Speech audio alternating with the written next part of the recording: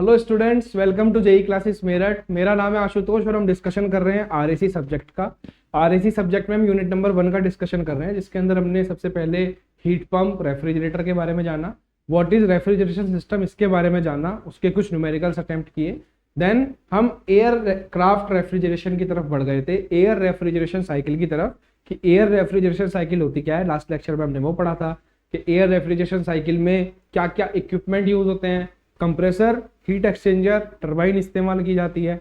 Atmospheric air लेते हैं, उसको कुछ प्रोसेस करते हैं और एटमॉस्फेयर में ही बाहर छोड़ देते हैं हीट लेने के बाद केबिन से, या फिर रेफ्रिजरेशन प्रोड्यूस कराने के बाद। ठीक है, हमने बेल कोलमैन साइकिल को जाना था, जो कि एक इमेजिनरी साइकिल है, जिसमें हम मानते हैं कि ये क्लोज साइकिल में काम करती है। हवा एक बार अंदर ली, उसको कंप्रेस किया। First process was isentropic compression process. Process 2 to 3 was isobaric या फिर constant pressure heat rejection process. Process 3 to 4 was isentropic expansion and then constant pressure heat addition. अभी उसका एनालिसिस करने की बात है कि इसका एनालिसिस कैसे होगा, इसकी सीओपी कैसे निकालेंगे। तो बेटा today's topic is analysis of Bell Coleman, Joule और रिवर्स ब्रेटन साइकिल। ठीक है, और इसमें ये मैंने पीवी और टीएस डायग्राम्स बना रखे हैं। देखिए, मैंने आपको कहा था यहाँ पे कंप्रेशन हो रहा है, तो जहां पे हम कंप्रेशन करेंगे वहां हमें वर्क देना पड़ेगा। So this is W compressor, मतलब कंप्रेशन वर्क। ठीक है, यहां से हीट बाहर जा रही है, तो हीट क्यों रिजेक्शन, हवा से हीट बाहर जा रही है। ठीक है, हवा हमारी प्रोसीजर है, हवा के बारे में बात कर रहे हैं, हवा हमारा सिस्टम है। यहाँ पे एक्सपेंशन हो रहा है, तो एक्सपेंशन पे हमें वर्क मिलेगा, थोड़ा बहुत मिलेगा लेकिन मिलेगा। तो this is W expansion, work expansion. और यहाँ पे हीट अंदर जाएगी हवा में, मतलब क्यू एब्जॉर्प्शन। ठीक है बेटा, अब मैं आपको एक थर्मोडायनेमिक का कंसेप्ट टॉपिक याद दिलाना चाहता हूं। आई एम डैम श्योर कि आपको पता होगा। जब भी हम किसी फ्लूइड के बारे में बात करेंगे थर्मोडायनेमिक्स में, फ्लूइड की डेफिनेशन होती है something which has tendency to flow, जो कि वाहियात डेफिनेशन है। बेटा फ्लूइड की डेफिनेशन होती है a substance which can not sustain shear force, which can continuously deform under the shear force action। अगर आप उस पर हल्का सा भी shear force लगाओगे वो डिफॉर्म हो जाएगा। तो फ्लूइड क्या होता है, अगर हम इसमें बात करें अपने इस रेस्पेक्ट में, थर्मोडायनेमिक रेस्पेक्ट में, एयर, वाटर, कोई भी लिक्विड हो, कोई भी गैस हो, वो हम फ्लूइड मानेंगे। और जब हम किसी फ्लूइड के बेसिस पर वर्क एनालिसिस करेंगे कि कोई फ्लूइड कितना काम कर सकता है, ये थर्मोडायनेमिक्स में पढ़ाया जाता है कि कोई फ्लूइड कितना वर्क कर सकता है तथा कोई फ्लूइड कितनी हीट एब्जॉर्ब कर सकता है, कितनी हीट प्रोड्यूस कर सकता है। तो ये डिसाइड किया जाता है एंथैल्पी के बेसिस पे।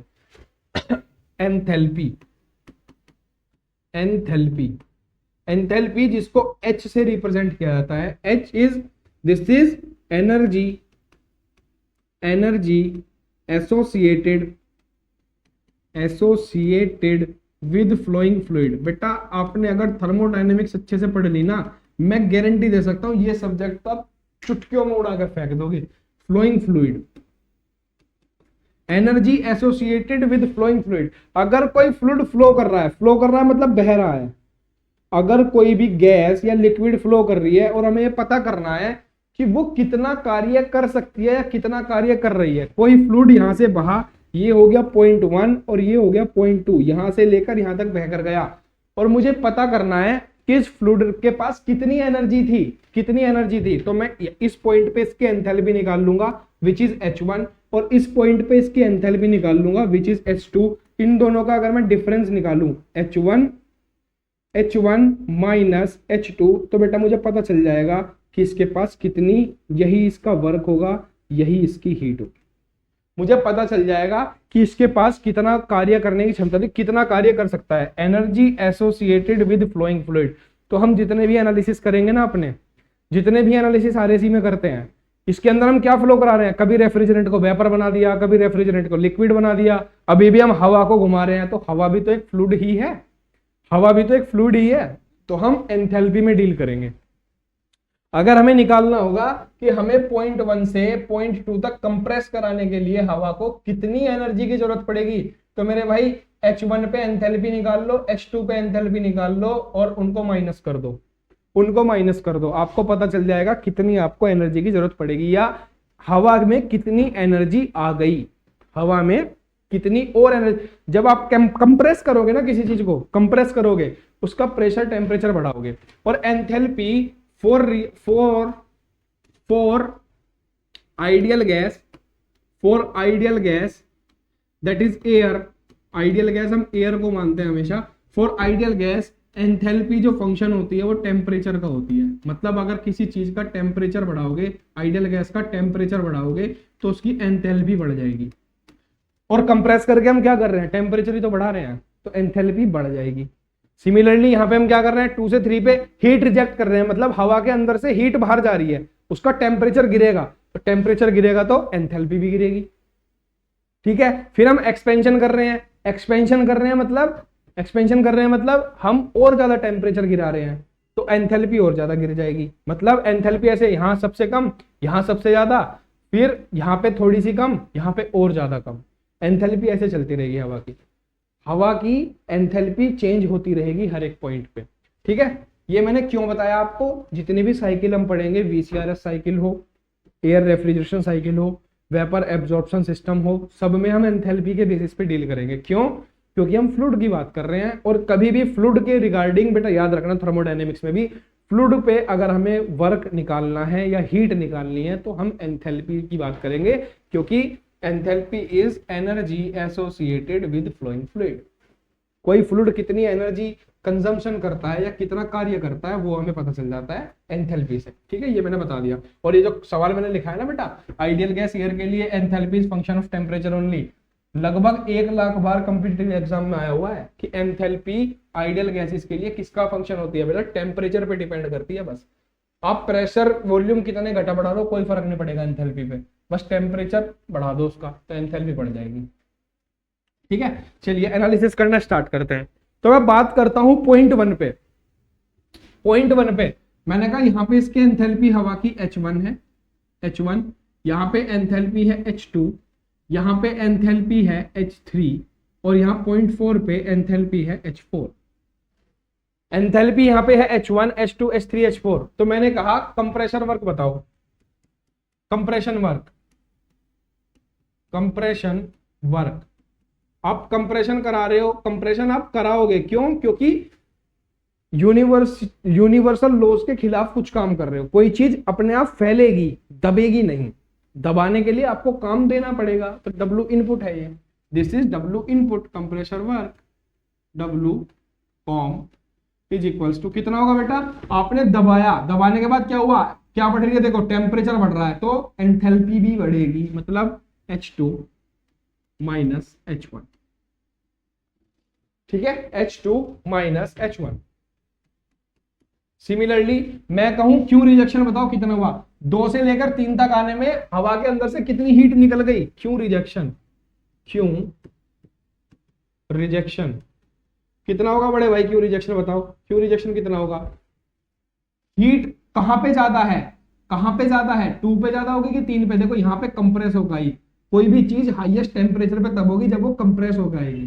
ठीक है, तो हाईएस्ट टेम्परेचर देखो टीएस डायग्राम से पता चलेगा, टेम्परेचर कहां ज्यादा है सारे पॉइंट्स में, 2 और 3 में टेम्परेचर कहां ज्यादा है, 2 पे ज्यादा है, 3 पे कम है, तो ज्यादा वाले में से कम को घटा दो, ज्यादा वाले में से कम को घटा दो, H2 minus H3, H2 minus H3। ठीक है, नेक्स्ट एक्सपेंशन वर्क,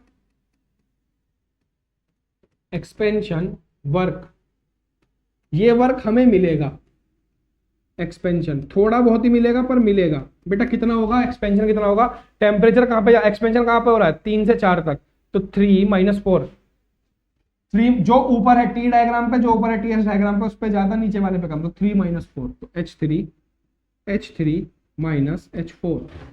ठीक है बच्चे, और नेक्स्ट क्या होगा, 4 minus 1 that is Q absorption, Q absorption that is H4 sorry H1 minus H4। ठीक है, वेयर H इज एंथैल्पी, यहां पे लिख देता हूं, where H is enthalpy, enthalpy specific enthalpy, specific enthalpy that is energy के इस पॉइंट पे हवा के पास कितनी एनर्जी है, इस पॉइंट पे हवा के पास कितनी एनर्जी है, इस पॉइंट पे कितनी है और इस पॉइंट पे कितनी है। ठीक है, ये हम निकाल रहे हैं, अलग अलग हमने निकाल लिया। बहुत अच्छा किया। अब मुझे एक चीज बताओ, पूरी साइकिल में मैं कहूं, इस पूरी साइकिल में नेटवर्क आपको कितना देना पड़ा, नेटवर्क आपको कितना देना पड़ा। आपको क्या करना है, आपको निकालनी है सीओपी, आपको निकालनी है सीओपी। सीओपी किसकी, बेल कोलमैन साइकिल की, COP of Bell Coleman cycle. बेटा क्या होती है सीओपी का फॉर्मूला, हमने क्या पढ़ा था, desired effect, desired effect upon में वर्क, वर्क।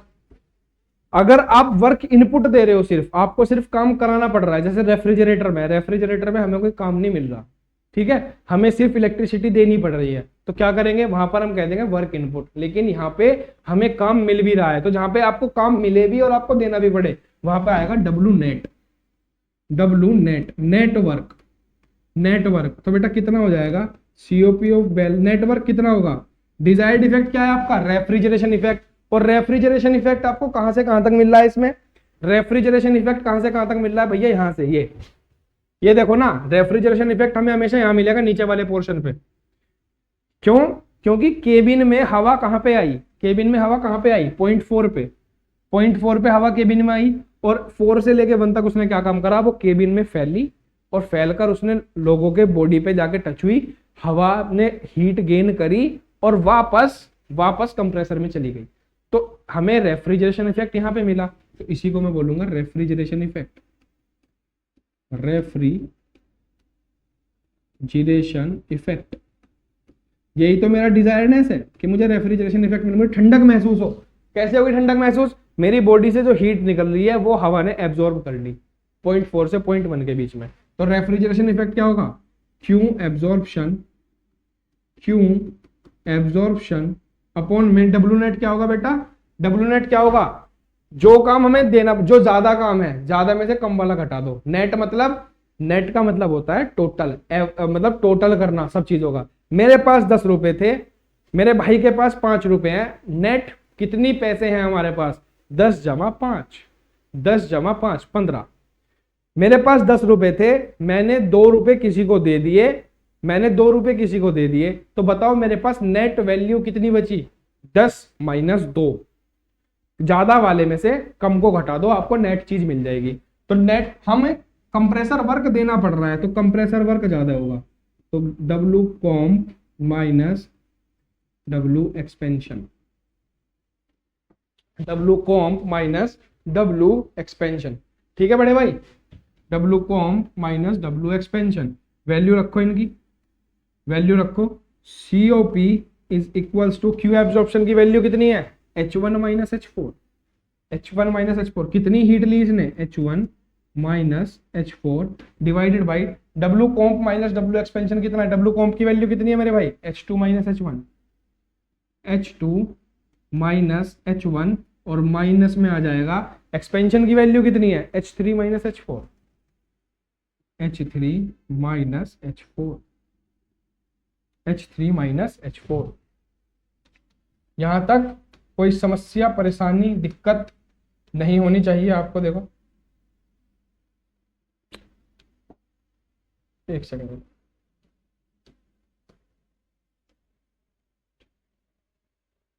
यहां तक हमारे पास वैल्यू आ गई हमारी सीओपी की। देखो अगर सवाल में हमें एंथैल्पीज दी हो अलग अलग पॉइंट पे, क्वेश्चन ऐसा आएगा, क्वेश्चन में आपको ना एंथैल्पी दे रखी होगी कि 0.1 पे एंथैल्पी इतनी है, 0.2 पे इतनी है, 0.3 पे इतनी है, 0.4 पे इतनी है, तो आपको हर एक पॉइंट की एंथैल्पी पता होनी चाहिए, आप सीओपी निकाल लोगे। फॉर्मूला देख के क्या पता चल रहा है, हमें सीओपी निकालने के लिए किस किस चीज की जरूरत पड़ेगी, एंथैल्पी एट 0.1, एंथैल्पी एट 0.4, 2 1 3 4, 1 2 3 4 चारों पॉइंट पे एंथैल्पी निकाल ली। बेटा जब भी बेल कोलमैन साइकिल का या फिर किसी भी वीसीआरएस साइकिल का, किसी भी रेफ्रिजरेशन साइकिल का न्यूमेरिकल आपके सामने आएगा, आपको भयंकर इतना बड़ा ना 6 लाइन का न्यूमेरिकल दिखेगा। बेटा टुच्चा न्यूमेरिकल होता है वो, टुच्चा, सच में कतई हलवा न्यूमेरिकल होते हैं ये। सारी वैल्यूज आपको दी भी होती हैं आंखों के सामने, सारी वैल्यूज। आपको कुछ नहीं करना, आपको सिर्फ एक काम करना है, हर एक पॉइंट पर एंथैल्पी और टेम्परेचर कैलकुलेट कर लेना है। फिर मैं कह रहा हूं हर एक पॉइंट पर एंथैल्पी और टेम्परेचर कैलकुलेट करना है, वो मैं बताऊंगा आपको कैसे होता है वो। ठीक है, अब देखिए एंथैल्पी का एक फॉर्मूला होता है। एंथैल्पी को अगर हम लिखें फॉर आइडियल गैस, मैंने जैसे बताया enthalpy for ideal gas, enthalpy enthalpy that is H. H को हम रिप्रेजेंट करते हैं बेटा mCp dt से, mCp dt, mCp dt, where here m is mass. ये थर्मोडायनेमिक्स में पढ़ाया जाता है यार, अब इसको मैं एक्सप्लेन नहीं कर पाऊंगा अभी। m इज मास, जिस भी चीज की एंथैल्पी हम निकाल रहे हैं m उसका मास है। Cp होती है specific heat, specific heat capacity, specific heat capacity at constant pressure, at constant pressure. Cp का मतलब होता है प्रेशर, और dt मेरे भाई कुछ नहीं होता, dt होता है टेम्परेचर डिफरेंस, टेम्परेचर डिफरेंस। ठीक है, टेम्परेचर डिफरेंस। या फिर अगर मैं इसको और रिफाइन करना चाहूं तो mCp dt या T भी लिख सकते हो। अब मैंने कहा इस पॉइंट पे आप मुझे एंथैल्पी बताओ कि पॉइंट 1 पे मेरी हवा की कितनी एंथैल्पी है, तो मुझे पॉइंट 1 पे क्या क्या चीज चाहिए होगी, मुझे वो मास चाहिए होगा, जितना हवा का मास जो कि पॉइंट 1 पे है, जितनी हवा मैंने अंदर खींची है उसका वजन, उसका मास। Cp हवा की स्पेसिफिक प्रेशर कैपेसिटी कितनी होती है, स्पेसिफिक हीट कैपेसिटी कितनी होती है, इसकी वैल्यूज एटलीस्ट मैं चाहूंगा भगवान के भरोसे आप याद कर लो भाई। हवा की 3 वैल्यूज आप याद कर लीजिए, Cp Cv और R। Cp Cv और R, ये 3 वैल्यू याद कर लीजिए। Cp की वैल्यू होती है 1.005 किलो जूल पर केजी केल्विन, Cv की वैल्यू होती है 0.718 किलो जूल पर KG kelvin, and the value of R that is gas constant, gas universal gas constant for air is 0.283 kilo joule पर केजी केल्विन। इनकी values आप याद कर लीजिए बस, हवा की। अगर क्वेश्चन में ना दी हो तो आपको याद होनी चाहिए, बस इतना मैं चाहता हूं। ठीक है बड़े भाई, तो ये हो गया mCp dt। अगर मैं dt ना लिखना चाहूं, मैं यहाँ पे सिर्फ t लिखना चाहूं, मैं कह रहा हूं यहाँ पे t लिख लो यार आप, है ना, mCp t। ठीक है, तो t क्या हो जाएगा, टेम्परेचर। t क्या हो जाएगा, temperature in kelvin, temperature in kelvin, temperature in kelvin. जिस टेम्परेचर पे मुझे एंथैल्पी निकालनी है, मुझे वो टेम्परेचर बता दो, मुझे हवा का मास बता दो, या किसी भी गैस का, जो भी गैस की एंथैल्पी निकालनी है उसका मास बता दो, उसकी Cp की वैल्यू बता दो, मैं बता दूंगा कि उसमें एंथैल्पी कितनी है। तो आपको हर एक पॉइंट पे टेम्परेचर निकालना पड़ेगा। अब मैं क्या करूंगा, यहाँ पे एंथैल्पी का ये, इसको मैं अलग कलर से रंग देता हूँ यार, कभी आप कंफ्यूज हो जाओ ना। ये अलग है, ये इसमें लिखना नहीं है, ये आपके समझाने के लिए लिखा है सिर्फ मैंने, ये सिर्फ आपको समझाने के लिए लिखा है। ठीक है, ये अलग है, इसे अलग रखिएगा। देखो बड़े भाई, यहां पर H की वैल्यू ये वाली रखो, mCp t लिखो, H की वैल्यू mCp t लिखो। सब्स्टिट्यूट, इसको मान लेता हूं इक्वेशन नंबर 1, इक्वेशन नंबर 1। ठीक है, यहां पे मैं लिखता हूं substitute, substitute, substitute H is equal to mCp t in 1। Equation number 1 में सब्स्टिट्यूट करो H is equal to mCp t। क्या है हमारी equation number 1, COP is equals to क्या था, Q absorption that is H1 minus H4 divided by compressor work was H2 minus H1 and net work was H3 minus H4। यही था, यही थी ना इक्वेशन 1 हमारी, H3 माइनस H4। ठीक है, हाँ यही है, H2 माइनस H1 और H3 माइनस H4, है ना। एक सेकंड,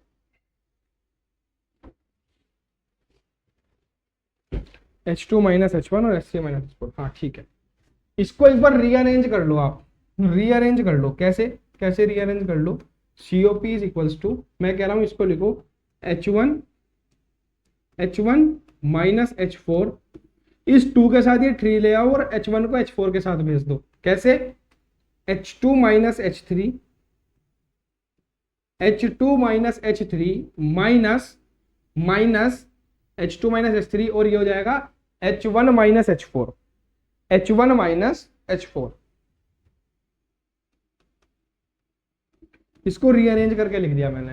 अब H की वैल्यू रखो COP इज इक्वल्स टू, बेटा यहां तक रट्टा नहीं लगवाया मैंने कुछ भी, देखो मैं बस एक चीज कह रहा हूं आपको, COP का फॉर्मूला हम पिछले जन्म से पढ़ते आ रहे हैं, desired effect upon W net. Desired effect हमारा क्या होगा, जहां पे हमें रेफ्रिजरेशन मिले वो हमारा डिजायर्ड इफेक्ट होता है। कहां पे मिल रहा है, 1 से 4 तक। और मैंने कहा जितनी भी गैसेस को हम पढ़ते हैं, जितने भी फ्लूइड को हम पढ़ते हैं, इनके हम एंथैल्पी के बारे में बात करते हैं, एंथैल्पी। तो हमें हर एक पॉइंट पे एंथैल्पी पता है, H1 H2 H3 H4, ठीक है। तो मैंने क्यू एब्जॉर्प्शन को एंथैल्पी के बेसिस पे लिख लिया कि 0.4 से 0.1 तक जाने में भैया कितनी एंथैल्पी चेंज हो गई।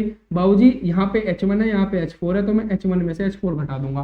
कैसे पता चला 1 से 4 घटाना है कि 4 से 1? बड़े भाई ज्यादा वाली में से कम घटेगी, ये TS डायग्राम में देख के पता चलेगा। जो पॉइंट ऊपर है उस पर ज्यादा है, जो पॉइंट नीचे है उस पर कम, ठीक है। तो absorption H1 minus H4 value रखते जा रहे हैं बस। अब H की जगह एंथैल्पी की फॉर्मूला रखो, एंथैल्पी इज MCPT रखो। H1 की जगह क्या रखेंगे, M1 CP1 into T1, M1 CP1 into T1 minus M4 CP4 into T4। बेटा एंथैल्पी का फॉर्मूला थर्मोडायनेमिक्स में पढ़ाया जाता है, वहां से उठाया मैंने, कॉपी खोल के देखना अपनी, ठीक है। H2 M2 CP2 T2 minus M3 CP3 T3 minus H1 कितना होगा, आपको सिर्फ ये याद रखना है MCPT M1 CP1 into T1 minus M4 CP4 into T4। अब बड़े भाई मुझे एक चीज बताइए, आप सिर्फ एक चीज बताइए, M1 M4 M2 M1 M3 क्या है ये है हर एक पॉइंट पे हवा का मास, हर एक पॉइंट पे हवा का मास। अबे क्या मैं एक्स्ट्रा हवा ऐड कर रहा हूं क्या बार बार? जितनी हवा मैंने यहाँ पे कंप्रेसर में ले ली वही हवा तो घूम रही है भाई यहाँ पे चारों तरफ। क्या मैंने ऐसा करा क्या कि 2 पॉइंट पे जाके मैंने कुछ और हवा ऐड कर दी? नहीं, एक बार जो कंप्रेसर में आ गई उसी को मैंने ऊपर हीट एक्सचेंजर में भेजा, उसी को टरबाइन में भेजा, उसी को केबिन में भेजा और वापस उतनी ही हवा को दोबारा कंप्रेसर में ले आया। मतलब mass of air is constant, mass of air is constant at point 1, at point 2, at point 3, at point 4 the mass of air is constant। तो यहां पे हम लिखेंगे as mass of air is constant, इसको हम कैसे कह सकते हैं, M1 is equals to M2 is equals to M3 is equals to M4, और इसको हम मान लेता हूं M, इसको मैं एज्यूम कर रहा हूं एक वैल्यू के M मास मैंने लिया, ठीक है। वहीं मैं बात करूं CP1 CP2 CP3 CP4 की, ये क्या है, ये है specific heat capacity of air at constant pressure. क्या मतलब होता है इसका, कांस्टेंट प्रेशर का? ये डेफिनेशन आती है यहां से MCP डेल्टा T से, सेंसिबल हीट से निकल के आती है डेफिनेशन। ये CP को अगर मुझे CP की वैल्यू निकालनी है तो ये आ जाएगी Q upon M into DT। If I put M is equal to 1 kg and dt is equal to 1 degree Celsius or 1 Kelvin, then I can define the specific heat capacity as the amount of heat required to increase the temperature of 1 kg of gas for 1 degree Celsius। किसी भी 1 kilo gas के temperature को 1 degree Celsius घटाने या बढ़ाने के लिए मुझे जितनी हीट देनी पड़ेगी that is specific heat capacity. अगर वो चीज मैं कांस्टेंट प्रेशर पे कर रहा हूं तो it will be known as specific heat capacity of constant pressure, and if I am doing it at constant volume then it will be known as the specific heat capacity at constant volume। तो एक चीज बताइए, जब same हवा यहाँ पे घूम रही है पॉइंट 1 से 2 तक, 2 से 3 तक, 3 से 4 और 4 to 1, क्या भाई उसकी स्पेसिफिक हीट कैपेसिटी चेंज होगी क्या? नहीं होगी। स्पेसिफिक हीट कैपेसिटी उस एयर की सेम ही रहेगी जब तक मैं इसके अंदर कोई और गैस ना ले आऊं। Air is circulating so its specific heat capacity is constant. तो यहां पे मैं लिखूंगा CP1 is equals to CP2 is equals to CP3 is equals to CP4, और इसको मैं एक वैल्यू दे देता हूं CP, ठीक है। Now substitute it in the following equation. Substitute करो इन दो वैल्यूज को, जहां पर M1 M4 है उसकी जगह M रखो और CP की जगह CP रखो। What would you get, COP is equal to M into CP into T1 minus M into CP into T4 upon में M2 की जगह M into CP into T2 minus M into CP into T3 ठीक है। Next M1 की जगह M into CP into T1 minus M4 की जगह M, CP की जगह CP और T4 की जगह T4। ठीक है भाई, इसको मैं थोड़ा एडजस्ट कर देता हूँ बेटा जिससे आ जाए ना इसमें। एक सेकंड प्लीज, थोड़ा टाइम दीजिएगा बेटा। डेरिवेशन बहुत आसान होते हैं, बस इनको समझने की बात है। आप इसको देख किस नजरिए से रहे हो, है ना। ये बहुत आसान होता है डेरिवेशंस, कुछ हार्ड नहीं होता।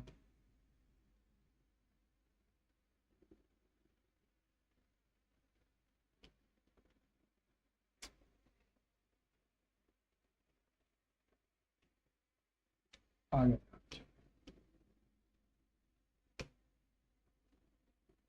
ठीक है बच्चे।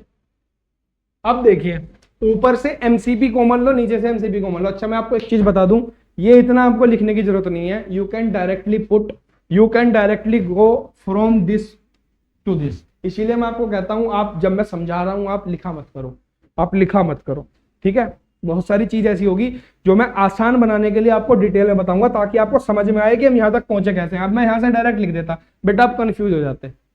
मैंने कहा कि मास मैंने हर एक पॉइंट पे लिया, फिर मैंने बताया कि वही एयर अंदर घूम रही है, तो मास तो चेंज हो नहीं रहा। एक बार जो हवा अंदर चली गई उस कंप्रेसर टरबाइन वाली साइकिल में, हम उसको बाहर नहीं निकाल रहे, हम उसमें कोई नई एयर ऐड भी नहीं कर रहे, उसी को घुमाए जा रहे हैं। बेल कोलमैन साइकिल तो क्लोज साइकिल है ना, क्लोज साइकिल है, तो वही हवा घूमेगी।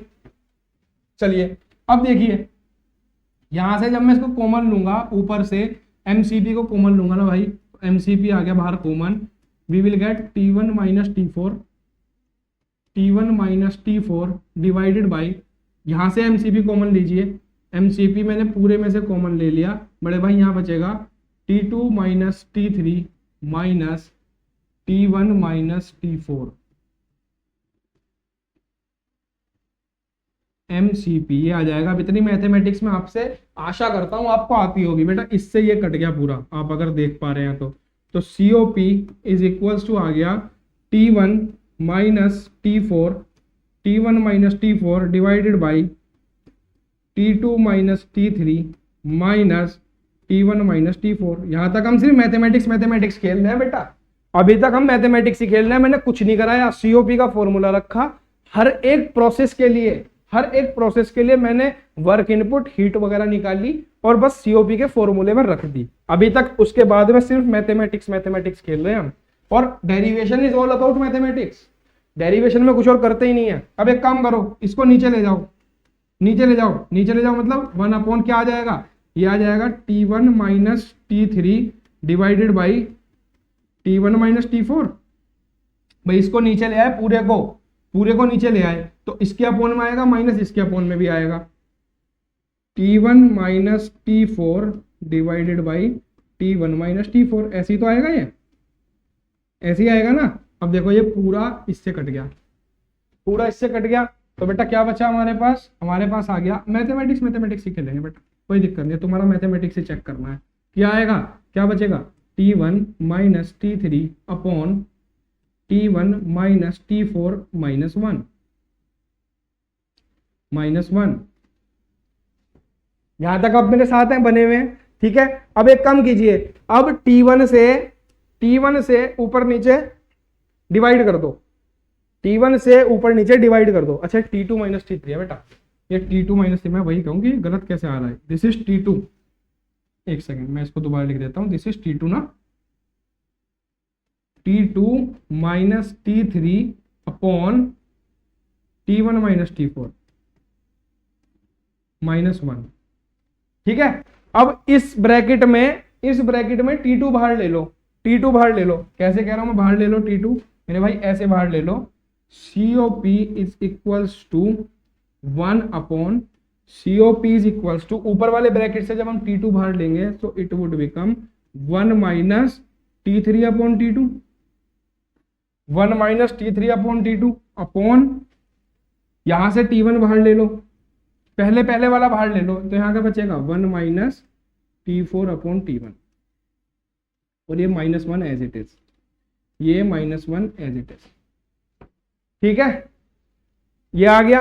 अब बेटा आप इसको मानो इक्वेशन नंबर 2, इक्वेशन नंबर 2, इसको हमने माना इक्वेशन नंबर 2। ब्यूटीफुल, यहां तक आप मेरे साथ बने हुए हैं।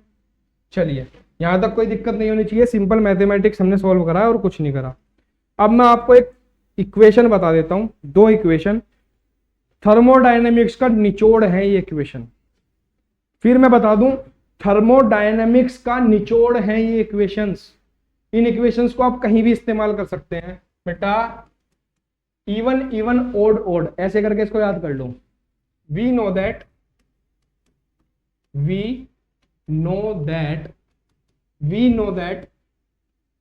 T1 into T3 is equals to T2 into T4। We know that, बेटा याद कर लो इसको मैंने क्या फॉर्मूला बताया, क्या तरीका बताया याद करने का। इवन इवन ओड ओड, मतलब ओड ओड टेम्परेचर और even even temperature. For a cycle even even odd odd temperature की जो मल्टीप्लीकेशन है वो इक्वल होती है। इवन इवन ओड ओड जिसमें 4 प्रोसेस हैं, उसमें T1 इंटू T3, भाई ओड प्रोसेस कौन कौन से हैं, ओड पॉइंट कौन कौन से होंगे, ओड नंबर वो होता है ना जो 2 से ना कटे, तो 1 2 3 4, तो ये ओड हो गया और ये ओड हो गया, तो इन दोनों की मल्टीप्लाई इज इक्वल्स टू इन दोनों की multiply. T1 into T4 is equal to T1 into T3। ठीक है, यहां से क्या रिलेशन आएगा निकल के, यहां से ये वाले रिलेशन निकालो अपने। हमारे पास क्या है, T3 अपॉन T2, तो T3 अपॉन T2 कितना आ जाएगा, T3 upon T2 is equals to T4 upon T1। ये आ गया यहां से, T3 upon T2 is equal to T4 upon T1, T3 upon T2 is equal to T4 upon T1। Substitute in number 2, substitute in number 2, substitute in number 2। मैंने अभी तक सिर्फ आपको एक चीज याद करने के लिए दी है, ये थर्मोडायनेमिक्स की आपकी 3 यूनिट सोल्व हो जाएंगी बेटा इस फॉर्मूले से। 3 यूनिट गारंटी दे सकता हूं आपको, उठा के देख लेना, यही फॉर्मूला है। सब्स्टिट्यूट इन नंबर 2, करो सब्स्टिट्यूट। क्या फॉर्मूला आया हमारे पास, नंबर 2 क्या है, COP is equals to 1 upon T2 1 minus T3 by T2, 1 upon T2 1 minus T3 upon T2, और डिवाइड में है T1 1 minus T4 upon T1 minus 1। This is equation number 2। इसमें सब्स्टिट्यूट करो, T3 अपॉन T2 की जगह T4 minus T1 रख दो, T4 upon COP क्या आ जाएगा, COP is equal to 1 upon, बेटा रखो जरा, T2 upon T1, T2 into 1 minus T3 upon T2 की जगह T4 upon T1 divided by T1 into 1 minus T4 upon T1 minus 1। अरे ये तो जादू हो गया, ये पूरा इससे जा मरा, ये पूरा इससे मर गया। क्या आ गया हमारे भाई, क्या आ गया हमारे पास, ये आ गया COP is equals to 1 divided by what will we get, T2 upon T1 minus 1, T2 upon T1 minus 1। एक तो COP का फॉर्मूला आ गया ये टेम्परेचर की टर्म में। अगर आपको, इसका मतलब क्या है, आपको सिर्फ पॉइंट T2, पॉइंट नंबर 2 और पॉइंट नंबर 1 पे टेम्परेचर पता होना चाहिए एयर का। पॉइंट नंबर 2 पे और पॉइंट नंबर 1 पे आपको टेम्परेचर पता होगा, तो आप बता सकते हो कि भाई हमारी COP क्या है, बेल कोलमैन साइकिल की COP क्या है इन टर्म्स ऑफ टेम्परेचर। लेकिन जब आप बुक खोल के देखोगे ना, आपको टेम्परेचर के बेसिस पे दिखेगा नहीं, टेम्परेचर के बेसिस पे फॉर्मूला दिखेगा नहीं, आपको दिखेगा प्रेशर के बेसिस पे। तो आपकी एक और समस्या का निदान किए देते हैं बेटा। For any reversible adiabatic process, for any reversible adiabatic process. बेटा थर्मोडायनेमिक्स के 60% न्यूमेरिकल इस फॉर्मूले पे होंगे, रिवर्सिबल एडियाबैटिक प्रोसेस, जो मैं आपको बताने जा रहा हूं। एक तो ये formula T1 E1 O dot T1 T3 is equal to T2 T4, और एक फॉर्मूला होता है आपका T higher upon T lower is equals to P higher upon P lower की power gamma minus 1 upon gamma is equals to V lower upon V higher की power gamma minus 1।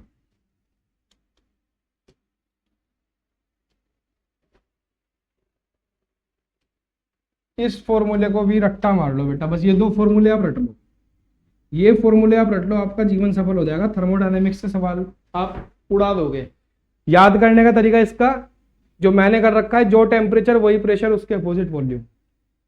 मतलब अगर ऊपर हायर टेम्परेचर लिया है आपने, नीचे lower temperature लिया है, तो जो टेम्परेचर वही प्रेशर, मतलब ऊपर हायर प्रेशर आएगा, नीचे लोअर प्रेशर आएगा, उसके अपोजिट वॉल्यूम। ऊपर अगर लोअर टेम्परेचर लिया है तो नीचे हायर वॉल्यूम आ जाएगा, ऊपर लोअर वॉल्यूम, नीचे हायर वॉल्यूम।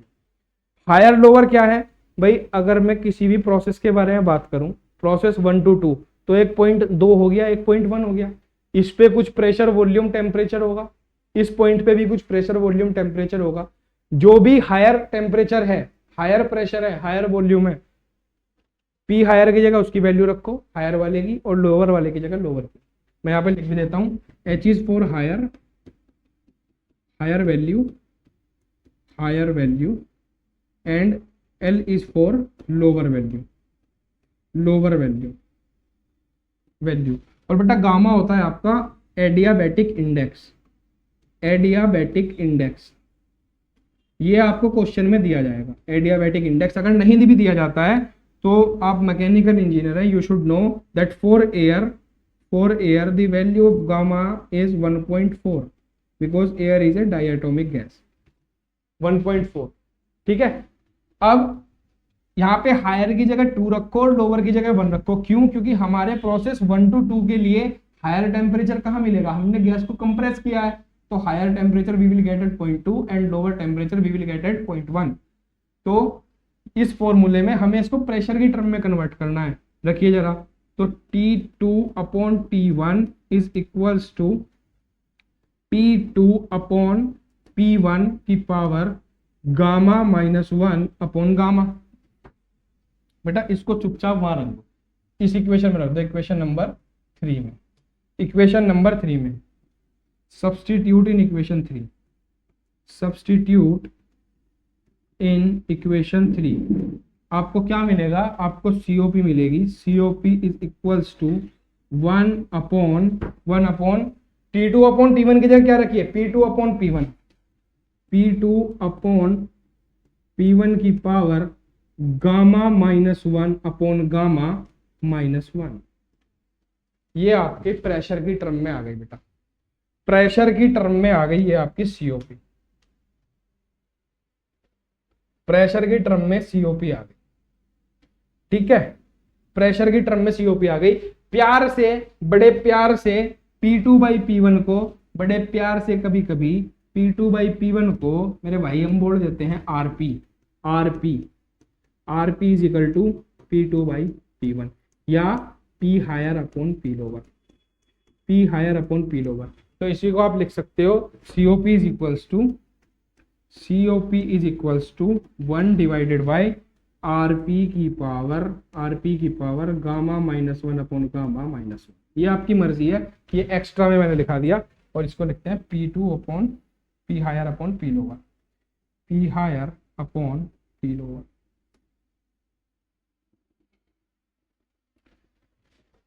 ये आपका डेरिवेशन कंप्लीट हो गया।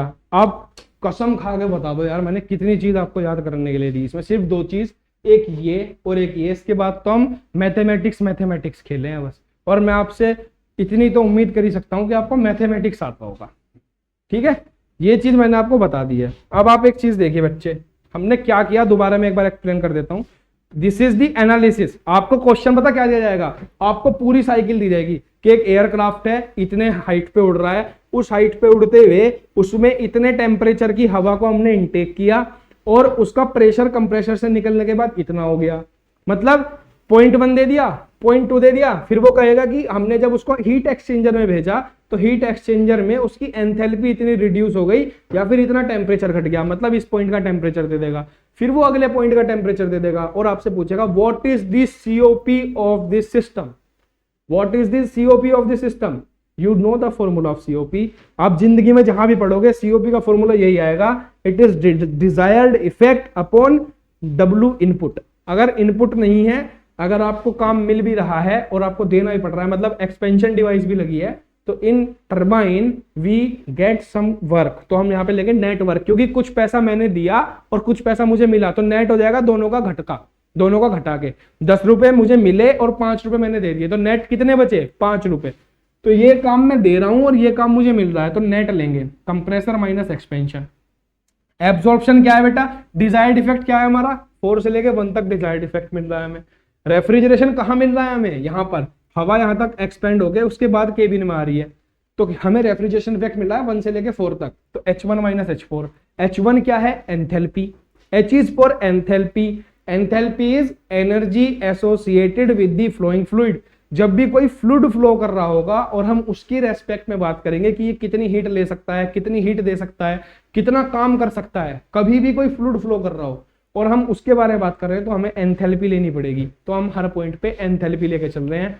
H1 माइनस H4 हो गया एब्जॉर्प्शन की एंथैल्पी, और कंप्रेसर वर्क कितना होगा, कंप्रेशन कहां से कहां तक हुआ 1 से लेके 2 तक, तो H2 माइनस H1, वहीं H3 माइनस H4 होगा एक्सपेंशन वर्क। यहां तक आप समझ गए, चलिए आगे चलते हैं। फिर हमने H is equal to MCPT formula पढ़ा था एंथैल्पी का थर्मोडायनेमिक्स में, वहां से हम उठा के लाए कि भाई साहब एंथैल्पी तो ये होती है, किसी भी फ्लूइड की एंथैल्पी किसी पॉइंट पे निकालनी हो तो हमें 3 चीज की जरूरत पड़ेगी, एक उसके मास की, एक उसकी स्पेसिफिक हीट की, और एक हमें टेम्परेचर की। ये तीनों चीजें हमने रख दी कि 1 पॉइंट पे हमारा टेम्परेचर कितना, 1 पॉइंट पे मास कितना था, स्पेसिफिक हीट कैपेसिटी कितनी थी और टेम्परेचर कितना था, वही 4 पॉइंट पे कितना था, 3 पे कितना, 2 पे, ये सब रख दिया। अब एक चीज, एक ट्रिक हमने खेली कि यार ये क्लोज साइकिल है, क्लोज साइकिल मतलब ना कुछ अंदर आ रहा ना कुछ बाहर जा रहा। What is a close system, what is a close system, open system close system अंतर पढ़ाया जाता है ना। Open system is a system from which energy and mass both can go inside and outside, energy और mass दोनों अंदर बाहर जा सकते हैं, that is an open system. What is a close system, from which only energy can be transmitted, mass नहीं, mass जो एक बार अंदर चला गया बस उसी पे काम कर रहे हो आप, तो वो होता है क्लोज सिस्टम। तो ये हमारी क्लोज साइकिल है, क्लोज साइकिल, क्लोज सिस्टम है कि एक बार जो मास चला गया उसे हम बाहर नहीं ला रहे, ना ही कुछ एक्स्ट्रा मास ऐड कर रहे। तो भैया M1 M2 M3 M4 हर एक पॉइंट पे मास इक्वल होगा, हर एक पॉइंट पे मास इक्वल होगा। और वहीं अगर मास इक्वल है, एयर सेम है, एयर भी नहीं बदल रही, तो एयर की ये हीट कैरिंग कैपेसिटी मतलब स्पेसिफिक हीट कैपेसिटी भी सेम होगी। तो इनको मैंने पूरे को इसको लिख दिया CP और इसको लिख दिया M।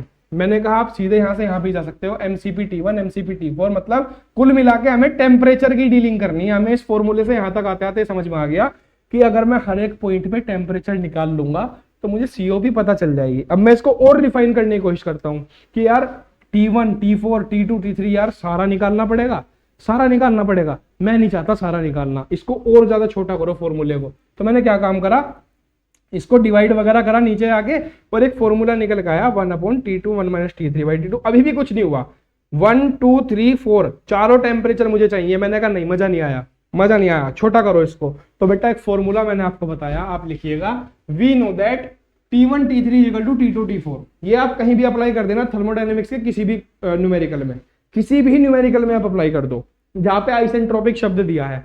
Reversible adiabatic is nothing but isentropic, reversible adiabatic is nothing but isentropic process. Even odd मैंने आपको बताया, इवन ओड। तो यहां से हमने रिलेशन निकाला T3/T2 = T4/T1, इसको यहां पे रखा तो ये पूरा कट गया। अब हमारे पास COP का फॉर्मूला आ गया 1/T2 - T1 - 1। हमने कहा अब काम बन गया, 2 टेम्परेचर कम हो गए ना भाई। अब आपको सिर्फ 2 और 1 पॉइंट पे टेम्परेचर निकालना है। अगर आपको 2 और 1 पॉइंट पे टेम्परेचर पता चल गया तो आप कह दोगे कि बेल कोलमैन साइकिल की COP इतनी होती है, बेल कोलमैन साइकिल की COP इतनी होती है। अच्छा, आपका मन नहीं भरा, आपने कहा नहीं टेम्परेचर छोड़ो यार, क्वेश्चन में प्रेशर की टर्म में निकालो, प्रेशर पता करो। तो बड़े भाई T2 और T1 कौन सा प्रोसेस है हमारा, T2 और T1 प्रोसेस है 1 to 2, और 1 to 2 प्रोसेस कौन सा है, नाम क्या दिया था हमने इसका, 1 to 2 process is isentropic compression process. आपकी बाँचें खिल गई, आपने कहा यार वाह, आइसेंट्रोपिक प्रोसेस आ गया। तो आइसेंट्रोपिक प्रोसेस को ही हम शुद्ध हिंदी में बोलते हैं रिवर्सिबल एडियाबैटिक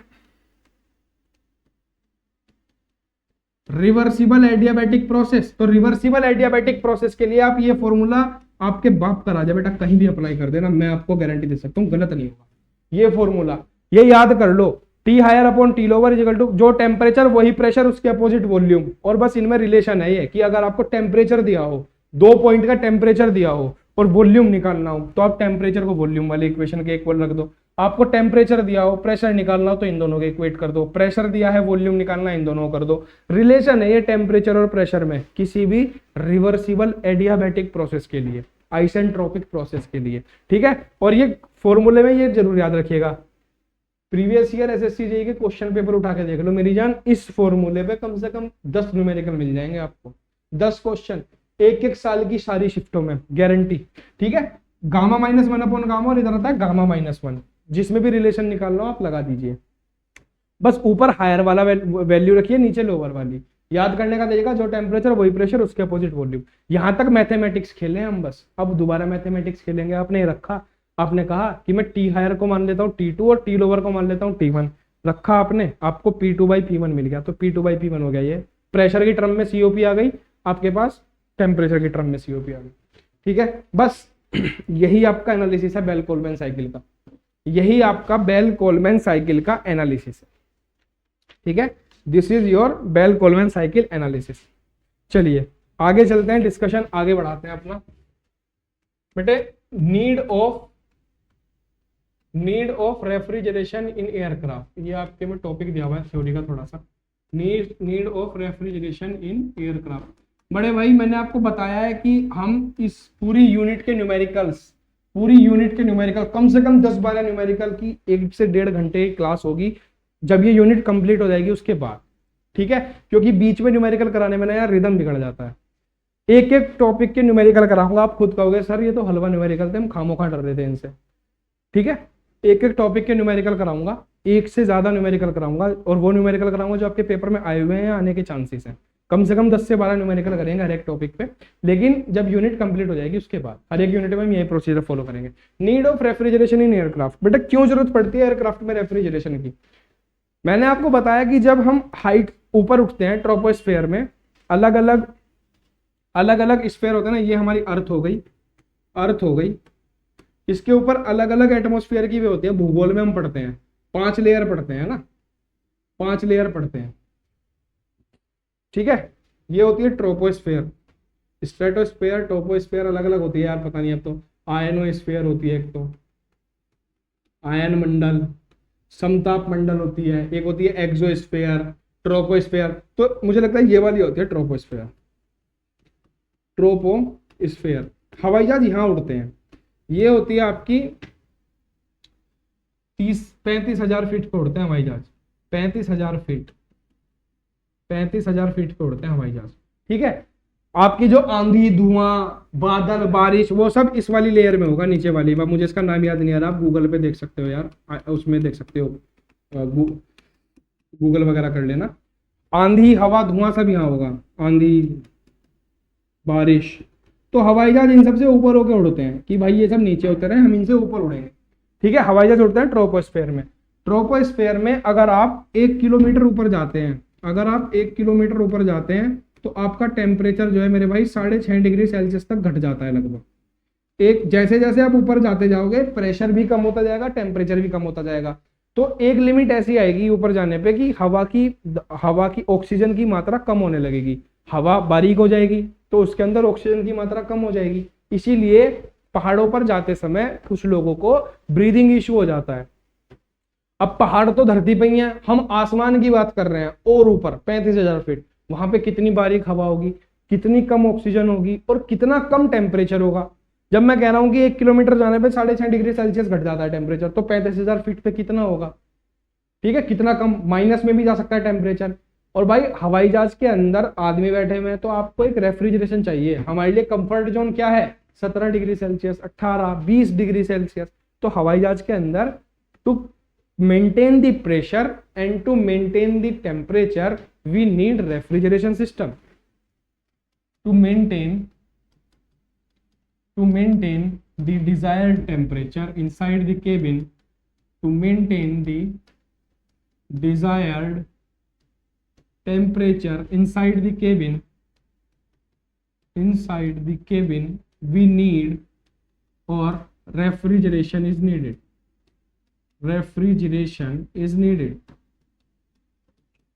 अच्छा, बहुत अच्छी बात है, एक लाइन में आपने खत्म कर दी मेरे भाई। किस किस फैक्टर पे डिपेंड करता है ये बेटा? एक तो एटमॉस्फेरिक कंडीशन पे, एटमॉस्फेरिक कंडीशंस, बाहर बहुत ज्यादा ठंड है, प्रेशर भी कम है, केबिन के अंदर प्रेशर भी एटमॉस्फेरिक मेंटेन करना और टेम्परेचर भी एटमॉस्फेरिक मेंटेन करना, मतलब मिनिमम अच्छा सा टेम्परेचर 17-20 डिग्री सेल्सियस, जिससे आपको ठंड ना लगे, ठीक है, एटमॉस्फेरिक कंडीशन की। दूसरा, अंदर जो इक्विपमेंट यूज हो रहे हैं, इलेक्ट्रॉनिक्स का आइटम यूज हो रहे हैं, किसी कमरे के अंदर जितना ज्यादा आप सामान भर दोगे, हर एक सामान के अंदर से हीट निकल रही है। हवाई जहाज के अंदर लोग भी बैठे हैं, टरबाइन भी चल रही है, फ्यूल भी बर्न हो रहा है, सब काम हो रहे हैं, मशीनें भी लगी हुई हैं उसके अंदर, तो उनसे भी तो हीट जनरेट होगी, उस हीट को भी तो बाहर निकालना है। तो because of the machinery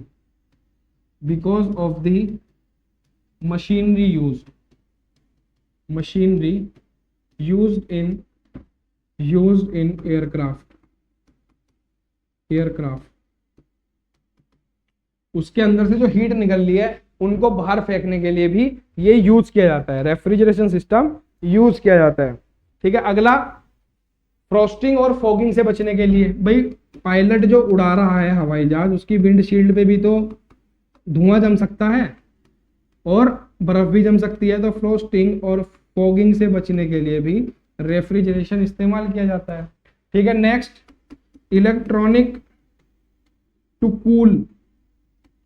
cool, अब इनको डिटेल में अपने आप लिख लेना यार, इतना लिखने की उम्मीद मैं आपसे करूंगा, वैसे नोट्स में मैंने लिख दिया। To cool the avionics and electronic items जो हीट जनरेट कर रहे हैं उनको बाहर निकालने के लिए, ठीक है। एटमॉस्फेरिक कंडीशन और फॉर कंफर्ट कूलिंग, यहाँ पे लिखिए कंफर्ट कूलिंग, जिसमें आदमी को कंफर्टेबल फील, ठीक है। तो ये होती है नीड ऑफ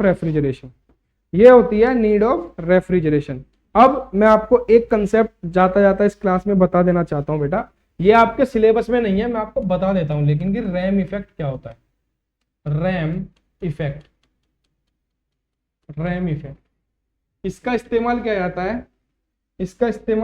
है इन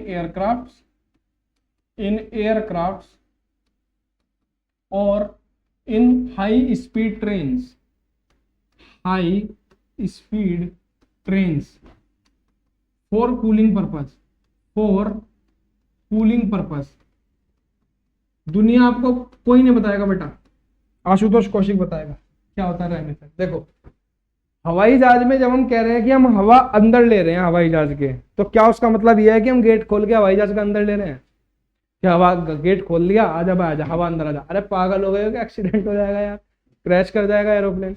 हवा अंदर लेने का मतलब है कि हवा कंप्रेसर तक पहुंचनी चाहिए। और कौन सा ऐसा हिस्सा होता है हवाई जहाज का जो आपको खुला हुआ दिखाई देता है हवाई जहाज में बैठने के बाद, या फिर हवाई जहाज को फोटो में देख लो यार, कौन सा हिस्सा होता है भाई? उसकी टरबाइन लगी होती है, तक पंखों पे भी नहीं लगे, बड़े बड़े इंजन लगे होते हैं ना, वो वहां से हवा अंदर ली जाती है।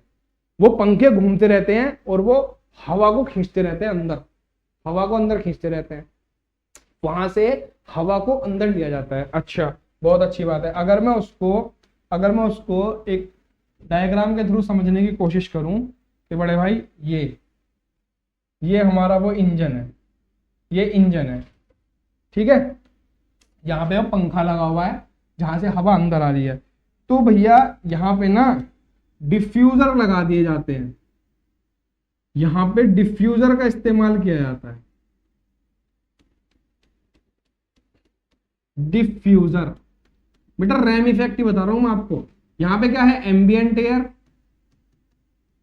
एम्बियंट मतलब एटमॉस्फेरिक एयर। अबे जो हवा एटमॉस्फेयर में हवा है, नॉर्मल हवा जो हम महसूस कर रहे हैं, इसी को तो खींचता है हवाई जहाज। यहाँ पे पंखा चला और उसने इसको अंदर खींचना स्टार्ट किया, एम्बियंट एयर अंदर खींचना स्टार्ट किया। ये हमने क्या लगा दिया? डिफ्यूजर। डिफ्यूजर, बड़े भाई डिफ्यूजर का क्या काम होता है, थर्मोडायनेमिक्स में पढ़ाया जाता है। फिर मैं कहता हूँ यहाँ पे पूरा का पूरा एप्लीकेशन पार्ट है थर्मोडायनेमिक्स का। ये सब्जेक्ट आपको ये बताएगा आपने थर्मो कितने अच्छे से पढ़ी है, ठीक है। डिफ्यूजर का क्या काम होता है, डिफ्यूजर नोजल का उल्टा काम करता है। Diffuser is a device, diffuser is a device which is used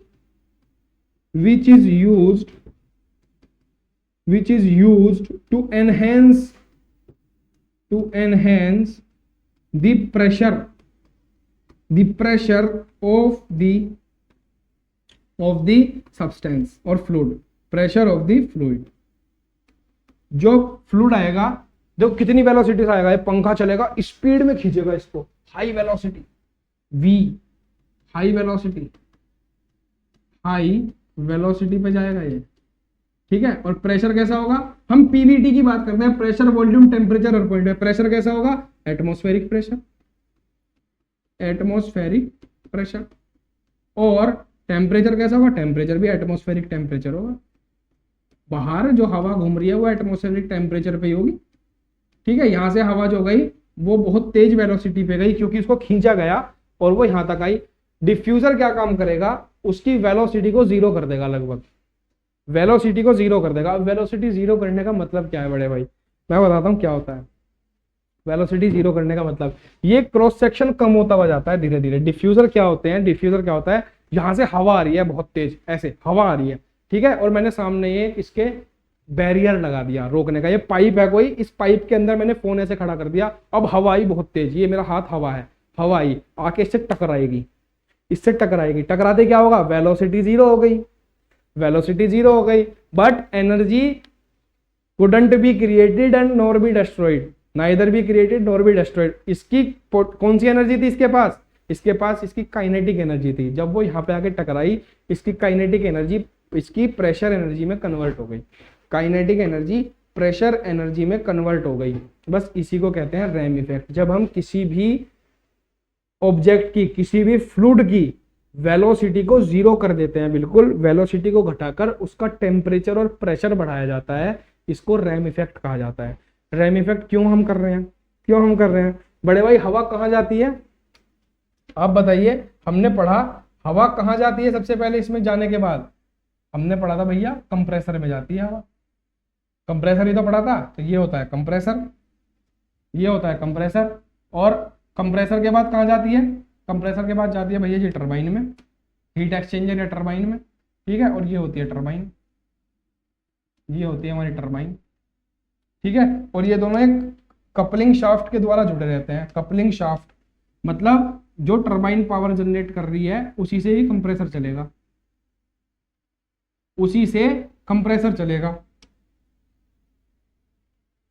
coupling shaft के द्वारा जुड़े रहेंगे। अच्छा, कंप्रेसर का क्या काम है, कंप्रेसर और ये टरबाइन, कंप्रेसर का क्या काम है, हवा को कंप्रेस करना मतलब उसका प्रेशर बढ़ाना।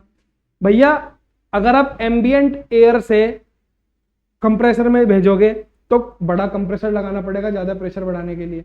आपने क्या काम करा, डिफ्यूजर की मदद से पहले ही उसका थोड़ा सा प्रेशर बढ़ा दिया। डिफ्यूजर की मदद से पहले, डिफ्यूजर कोई अलग से डिवाइस नहीं होती कि आपको कुछ पावर देनी पड़े इसे, डिफ्यूजर बस शेप बना दी जाती है, ठीक है। तो आपने क्या काम करा, डिफ्यूजर लगा के पहले ही उसका प्रेशर थोड़ा सा बढ़ा दिया। तो यहां से जो आपको एयर मिलेगी ना, इस पोर्शन से पार होके, ये आपको रैम्ड एयर बोली जाती है, rhyming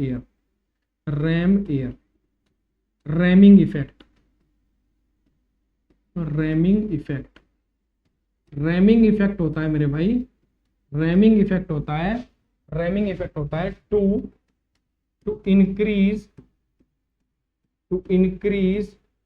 the pressure of, to increase the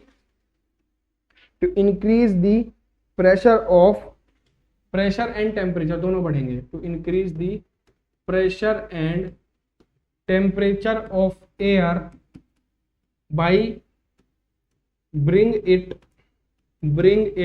to zero velocity,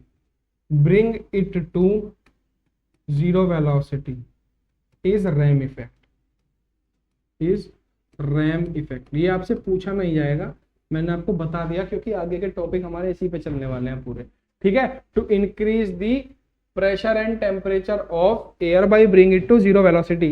क्या कहना चाह रहे हो सर? जीरो वेलोसिटी मतलब कोई चीज स्पीड में आ रही थी, हवा स्पीड में आ रही थी, एक मोलिक्यूल ये जा रहा है हवा का, एक मोलिक्यूल इसके पीछे आ रहा है, मतलब ये हवा की धारा है पूरी, पंखा चल रहा है तो पंखे से जो हवा आ रही है ये अगला मोलिक्यूल है, दूसरा पीछे का मोलिक्यूल है, ये ऐसे भगे हुए जा रहे थे फुल स्पीड में। इनको सामने दिखा डिफ्यूजर, डिफ्यूजर मतलब एक बैरियर, ये जाके उससे टकराया, अब ये तो टकरा गया, ये तो उससे टकरा के जीरो हो गया।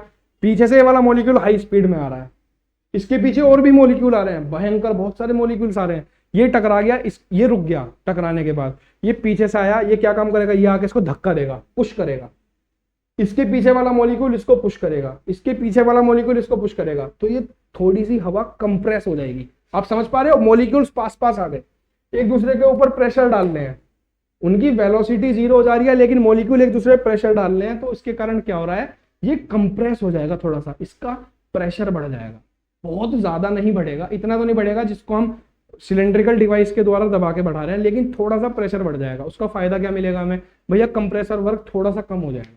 पहले अगर आपको 1 किलो जूल पावर देनी पड़ रही थी, अब शायद आपको 0.9 या 0.8 किलो जूल पावर देनी पड़ेगी, क्योंकि थोड़ा सा प्रेशर आपने डिफ्यूजर के द्वारा बढ़ा दिया। तो यही होता है हमारा रैमिंग इफेक्ट, और रैमिंग इफेक्ट का इस्तेमाल हम वहां करते हैं जहां पर हाई स्पीड में कोई चीज चल रही हो। क्यों? Relative velocity bring it to zero, relative velocity word लिखना बेटा यहाँ पर, relative velocity. This is the beauty of mechanical engineering, ये हर एक पोर्शन का इस्तेमाल करता है मेरे भाई, हर एक पोर्शन का। रिलेटिव वेलोसिटी क्या होती है, एक दूसरे के सापेक्ष गति। हवा इधर से आ रही है, ट्रेन जब इधर से जाएगी वो हवा को काटती हुई जाएगी, हवा यहाँ पे रुकी हुई है, मैं कह रहा हूँ हवा बह नहीं रही, हवा यहाँ पे रुकी हुई है एटमोस्फेयर में, ट्रेन आएगी वो हवा को काटती हुई जाएगी। ठीक है, जितनी स्पीड से ट्रेन जाएगी उतनी ही रिलेटिव वेलोसिटी हवा की होगी सरफेस के ऊपर, हवा इसके ऊपर से ऐसे गुजरेगी, ये ट्रेन जा रही है और हवा इसके ऊपर से ऐसे गुजर रही है। ठीक है, तो रिलेटिव वेलोसिटी जीरो कब होगी, ये हवा जो वेलोसिटी पे है इसको हम एंटर ले लेते हैं ट्रेन के अंदर, ऊपर वेंट्स बना दिए जाते हैं ट्रेन के ऊपर, वेंट मतलब जालियां, जाली के थ्रू हवा अंदर आती है, सामने डिफ्यूजर लगा होगा, तुरंत सामने डिफ्यूजर लगा होगा, तो वेलोसिटी पे आ रही है ये, इसको तुरंत जीरो कर दिया जाएगा वेलोसिटी को। तो क्या होगा, मॉलिक्यूल्स एक दूसरे पे धक्का लगाएंगे, और उसका प्रेशर और टेम्परेचर बढ़ा देंगे। ट्रेन के अंदर, आपके रेफ्रिजरेशन के एयरक्राफ्ट के अंदर, मेट्रो के अंदर, इन सब चीजों में इसी प्रोसेस का इस्तेमाल किया जाता है कूलिंग करने के लिए। दिल्ली मेट्रो में कभी घूम के देखना, वहां पे जो भी कूलिंग आपको हवा लगती है ना, आपको ठंड तब ज्यादा लगेगी जब ट्रेन तेज चलेगी। मेट्रो जब तेज चलेगी आपको ज्यादा एसी महसूस होगा, मेट्रो जब मंदी चलेगी आपको कम एसी महसूस होगा। कारण क्या है, यही कारण है मेरे भाई, क्योंकि वो रैमिंग इफेक्ट का इस्तेमाल कर रही है। रैमिंग इफेक्ट इज, जितनी तेज वेलोसिटी पे हवा है उसको जितना ज्यादा तुम जीरो करोगे, जितनी तेज वेलोसिटी पे आएगी उतना ही ज्यादा प्रेशर यहाँ पे बढ़ावा मिलेगा। ठीक है, तो यहाँ पे आपको मिलेगी, इस जगह अगर मैं बात करूं, due to ram effect, due to ram effect क्या क्या हो जाएगा बेटा, क्या क्या हो जाएगा, due to ram effect, velocity तो हो जाएगी जीरो, लगभग जीरो, प्रेशर बढ़ जाएगा और टेम्परेचर बढ़ जाएगा, थोड़ा सा कंप्रेसर का काम कम हो जाएगा, बस और कुछ है। ठीक है, ये होता है रैम इफेक्ट। अब हम नेक्स्ट क्लास में बात करेंगे अलग अलग टाइप्स ऑफ रेफ्रिजरेशन सिस्टम की, which is bootstrap refrigeration system, and फिर हम बात करेंगे एम्बिएंट एयर रेफ्रिजरेशन सिस्टम की, और उसके बाद हम बात करेंगे आपका एक और रेफ्रिजरेशन सिस्टम आता है bootstrap ambient, and another one was, let me check, bootstrap ambient and one is regenerative. तीनों के बारे में बात करेंगे और आपकी यूनिट उसके साथ समाप्त हो जाएगी। Then we will take care of the numericals कराऊंगा आपको मैं बेटा, जबरदस्त कराऊंगा। मैं बस एक चीज आपको दोबारा कहना चाहता हूँ, थ्योरी को बहुत अच्छे से पढ़िए, न्यूमेरिकल थ्योरी का एप्लीकेशन पार्ट है, आपने कितने अच्छे से थ्योरी पढ़ी है ये चीज डिपेंड करेगी कि आप न्यूमेरिकल कितने अच्छे से करोगे। ठीक है, थ्योरी आपको मैं इसीलिए एक एक पॉइंट एक्सप्लेन करके चल रहा हूँ, एक एक पॉइंट बताता चल रहा हूँ, बेल कोलमैन साइकिल पे भी कराएंगे, हीट पंप रेफ्रिजरेटर पे भी कराएंगे, और अलग अलग टाइप्स ऑफ रेफ्रिजरेशन सिस्टम पे भी न्यूमेरिकल आपको कराए जाएंगे। 10 से 12 न्यूमेरिकल कराऊंगा स्पेशल क्लास। ये यूनिट्स खत्म होने के बाद एक क्लास स्पेशल उसी चीज की डालूंगा आपके न्यूमेरिकल की। ठीक है, चलिए तो मिलते हैं नेक्स्ट लेक्चर में नेक्स्ट टॉपिक के साथ। इस यूनिट को समाप्त करेंगे नेक्स्ट लेक्चर में, और बस तभी मुलाकात होगी। तब तक आप पढ़ते रहिए, मेहनत करते रहिए। बाय।